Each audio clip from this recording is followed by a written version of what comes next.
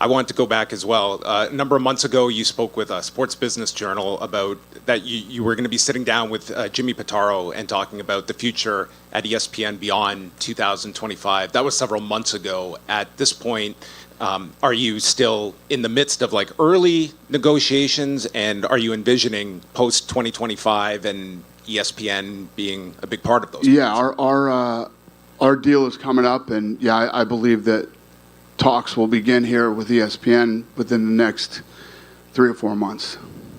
And my last question, just because Mark Shapiro's talked a bit about the idea of these kind of super weekends with WWE, of going to a site one night, a WWE event, another night, a UFC event. Do you think that that type of thing works? And do you think that there are strategic ways to cross-promote between the two when there are distinct audiences as well that come with these products? Could not agree with you more. I don't think, what I think is, if you take a city, I don't know, let's take a city like New York, Los Angeles, and any of the major cities, and you have both events the same weekend, right? I think you're going to bring in a lot of people that aren't the same people. And I think it would be very big for some of these major cities. I think it's a, you know, what you're looking for is an economic impact. You want hotels to be sold out. You want restaurants to be filled. You want people out shopping and hanging out. And yeah, I think that the WWE, the UFC, and a lot of other of our properties could definitely do that. Would those likely be international destinations, or? I think they could be anywhere. I think they could be international. I think they could be in the United States. We could literally do that anywhere. We both have, between us and the UFC, we both have pretty big followings, and I agree with you that they're not the same fan base. All right, thanks. Yep. Hey, Dana, right here.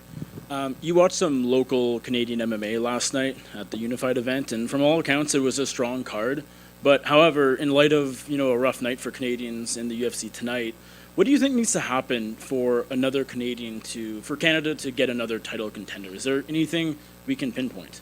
No, I think first of all, that show that I went to last night, I love the venue.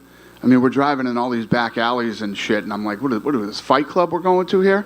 And then we got to the destination and went inside. It was incredible. It was an incredible venue. And the promoters of that event were all class, and you know, it was a really good setup there for looking for a fight. And I think that if Canada continues throughout the country to have promotions like that give these guys opportunities to get out there and get some wins, like that kid Mo, that fought, like all I heard about the week leading up to this thing was this kid Mo. He's 23 years old and he's 3-0.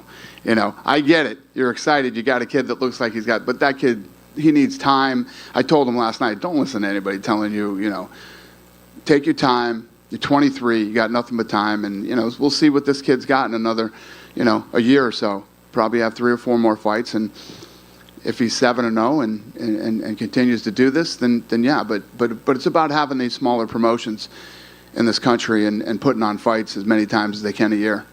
I think a lot of people were looking at welterweight Mike Malott as kind of the front runner of this new wave of Canadians coming in MMA and the UFC. Obviously, he was very close to cracking into the top 15 tonight, but falls short with just a few seconds left. Do you think Mike Malott can still bounce back and become a star or somewhat of a star at 170? Of course. Tonight was a big test for him. And I knew that coming in because everybody was talking about Mike this week too. And I said, we're going to find out on Saturday. This is his first big test. He's going to walk into a sold-out arena in his home country. There's a different type of pressure that goes on. And, you know, mentally and emotionally, it's completely different. And it weighs on you physically when you get in there. He looked incredible until the last minute of the fight.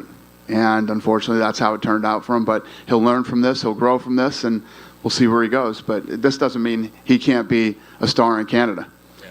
There's obviously a lot of talk about Khamzat Chimaev potentially being next in line for a middleweight title shot. He posted some concerning health updates on social media a few weeks ago.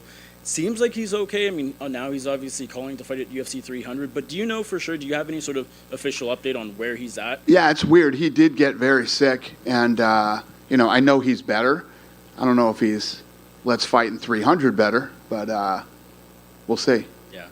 And Magomed Ankalaev won the first UFC main event of 2024 last weekend. He obviously wants to fight Alex Pereira for the next title fight.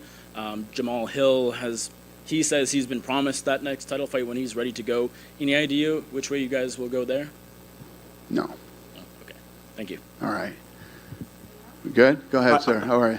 Hi, Dana. Keith Whittier with Ottawa Life Magazine. First of all, congratulations to you and your team on putting on another fantastic event. Thank you, sir. Take you back last year, I had the privilege of being accredited for UFC 285, and during that there was some filming for this movie called Roadhouse. Turns out that's being released on March 31st. I was wondering if you've had a chance to see it, and if so, how do you grade your feature film debut acting performance? Mine? Yeah, because with the face-offs that you did with the Jake Gyllenhaal character. Oh, yeah. Is that my acting? No, if that's my acting, then, yeah.